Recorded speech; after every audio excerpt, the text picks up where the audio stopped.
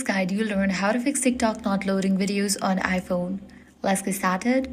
First up, check your internet connection. Make sure you have stable and strong internet connection. For that, you can launch your control center.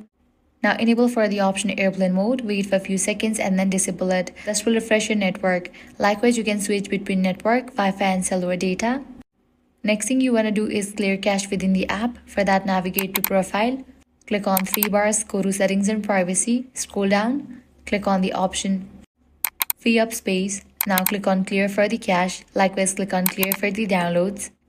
With this, your problem might be fixed, your videos might load. Next up, check for the app updates. Launch your app store, search for the app TikTok. After app appears, if you see the option update, click on it and update the app to its latest version. Lastly, check your server status. For that, launch your preferred browser, navigate to the website like Down Detector, search for TikTok.